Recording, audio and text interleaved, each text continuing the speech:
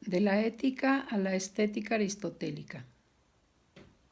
Aristóteles trata el tema de la belleza y estética de manera indirecta y como parte de un cuerpo teórico. Las ideas relacionadas con lo bello y bueno se relacionan con la estética de Aristóteles. Lo mismo ocurre al decir lo bello y moral, así como lo bello y formal. Al decir lo bello es moral, es entonces una estética del bien. Aristóteles distingue tres clases de bien. Para esta categoría, el cómico, el práctico y el útil. El primero es el dominio de lo superior, del fin último de la naturaleza, que es de alguna manera lo que se relaciona con el arte, una armonía universal. El práctico es el bien ligado a la acción, al esfuerzo y tiene que ver con las virtudes del cuerpo y del alma. Y el bien útil es el que se relaciona con el valor de las cosas, aquello que por tener fines específicos es deseado como medio para la vida. Del mismo modo, lo bello formal son aquellas cosas que reconocen las leyes, a órdenes supremas y a condiciones inmutables en la naturaleza, las matemáticas, la geometría, la simetría. Asimismo, la belleza formal también se manifiesta en el cuerpo humano, por ejemplo, que manifiesta características consideradas bellas por su orden, simetría y proporción.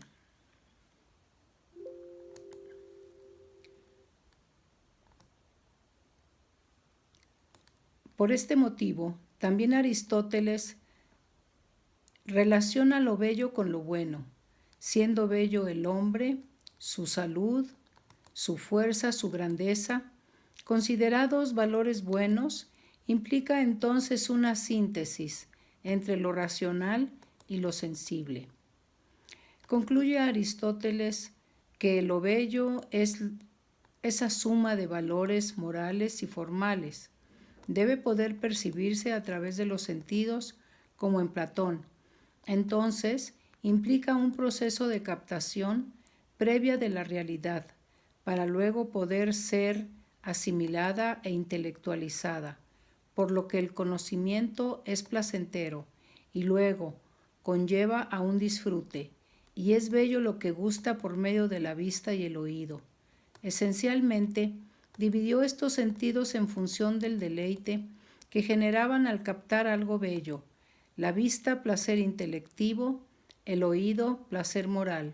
Por ejemplo, para él la belleza era una unidad de partes que tenían las siguientes condiciones: taxis, distribución en el espacio de las partes componentes del objeto; simetría, la correcta proporción de esas partes; y orismenón, la extensión o tamaño de lo bello.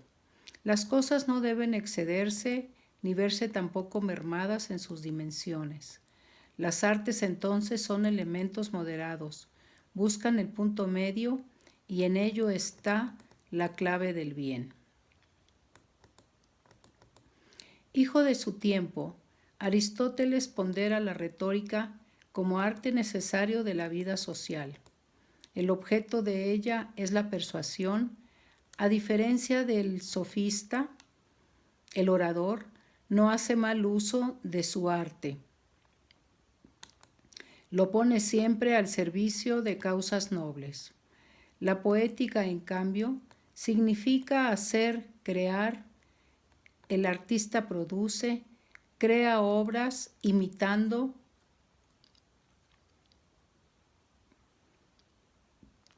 La imitación artística se logra con medios diversos y se realiza en variados objetos. Se puede imitar mediante colores o formas,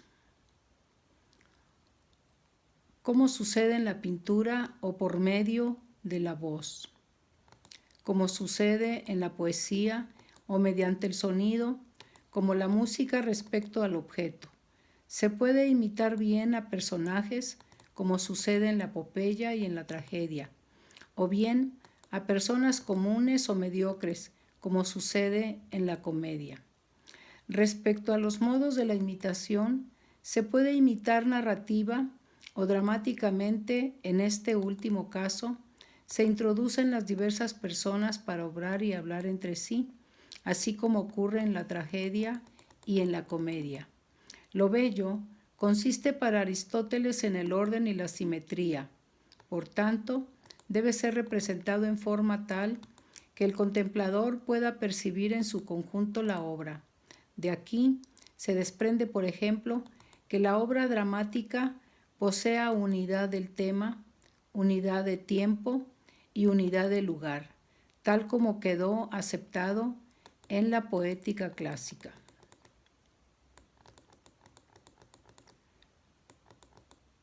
En la escala de los seres terrestres, el hombre ocupa el sitio más elevado y ocupa por participar de la razón. En torno de esta idea se construye la psicología aristotélica. El alma vegetativa y el alma animal constituyen tan solo en el hombre la materia de realización de su propia forma. La razón, por obra de ésta, se convierte en efecto el impulso en voluntad y la representación en conocimiento. Se añade, por así decirlo, desde afuera y como algo nuevo y más elevado, a todas las actividades psíquicas que se derivan de la percepción y de las que solo participan los animales, pero solo puede realizarse en el hombre. Relación tal la expresa Aristóteles por medio del distingo entre intelecto activo e intelecto pasivo.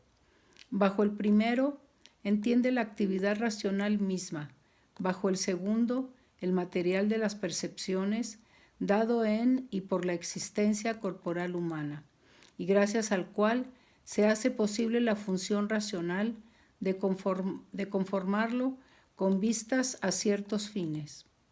La razón paciente significa, pues, la individual manera de darse las apariencias en cada uno de los hombres según sus disposiciones y los motivos de sus particulares experiencias.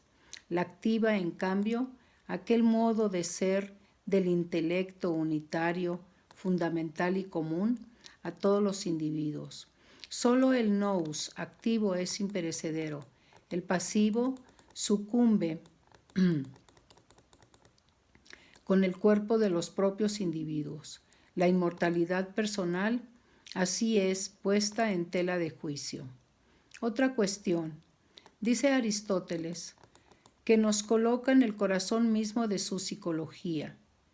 Los atributos del alma, pregunta, ¿son todos comunes a su poseedor, a la unidad de alma y cuerpo que llamamos un ser vivo, o algunos de ellos son peculiares del alma? 502. Si el alma tiene atributos que le son propios, deben ser separables del cuerpo. Si no, solo podrá ser pensada aparte del cuerpo, por un acto de abstracción análogo a aquel por el cual separamos los atributos matemáticos de los cuerpos con respecto a sus caracteres físicos. La mayor parte de los fenómenos mentales van acompañados de alguna afección corporal y, anticipándose a una célebre teoría moderna, agrega que, cuando se encuentran presentes las condiciones corporales requeridas, las emociones tales como la cólera y el odio se producen ante la más ligera causa mental, o bien, en ausencia de toda causa mental, los fenómenos mentales son, por consecuencia, formas que implican materia. Su verdadera definición no debe omitir ni su forma o bien sus causas racionales, ni su materia sus condiciones fisiológicas. Así, el alma, o al menos esta especie de alma, entra en el dominio del físico. No debemos definir la cólera, ni al modo de los dialécticos, diciendo simplemente que es el deseo de represalias, ni como lo hace ordinario el físico diciendo solamente que es la evolución de la sangre en torno al corazón. Las formas que están incorporadas en la materia necesitan una particular especie de materia para su incorporación, y es tan importante conocer a esta como conocer las formas mismas. 503. En su obra El alma, el genial Aristóteles no solamente aborda aspectos metafísicos, del mismo modo intenta explicar cuestiones concernientes a la percepción y la memoria. Por este motivo, dedicó un estudio especial al análisis de la memoria, a la que entiende como la facultad de reproducir representaciones preexistentes.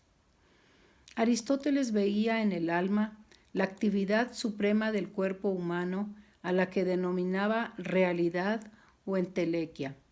Por esto el alma tiene, según el pensador, una parte superior que no nace ni perece, a la que denomina nous, que no es otra cosa que el intelecto. Con excepción de esta, todas las demás partes del alma se degradan hasta perecer como el propio cuerpo. El célebre filósofo concebía la existencia de 3 tipos de alma, cada una correspondiente a cada uno de los diferentes tipos de seres vivos. Así tenemos el alma vegetativa, poseída plenamente por los vegetales, que tiene la única función de sobrevivir, es decir, la nutrición y la reproducción. Existe también un alma sensitiva, que corresponde a los animales con capacidad de experimentar sensaciones y dolor. Finalmente, identifica el alma racional, que corresponde únicamente a los seres humanos y a su objetivo es la búsqueda de conocimiento, el entendimiento del bien y del mal, y la búsqueda de la felicidad.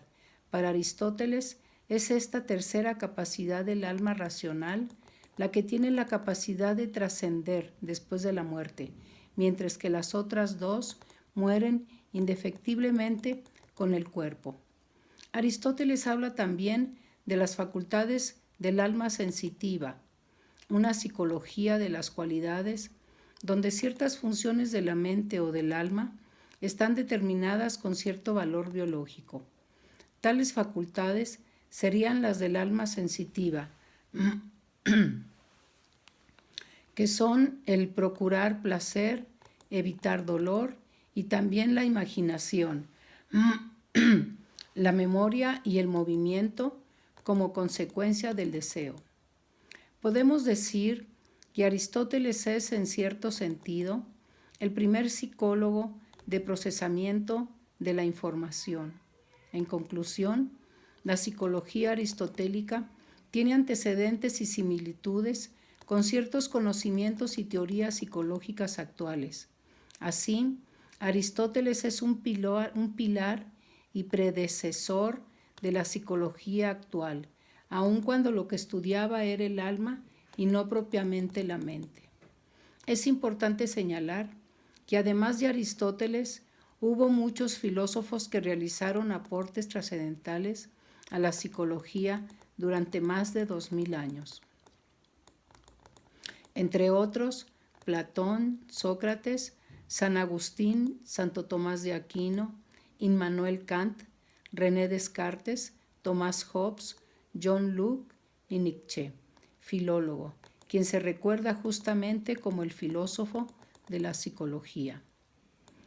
En el último siglo, efectivamente, una importante cantidad de psicólogos han producido avances sustanciales en el campo de la filosofía y han habilitado discusiones de densidad conceptual en este campo. Es posible ejemplificar en este sentido, recordando entre otros los nombres de Erich Fromm, Carl Gustav y Jorge Alemán, cuyas producciones han significado avances de indudable relevancia que permiten conocer aspectos constitutivos y fenómenos características de las sociedades modernas.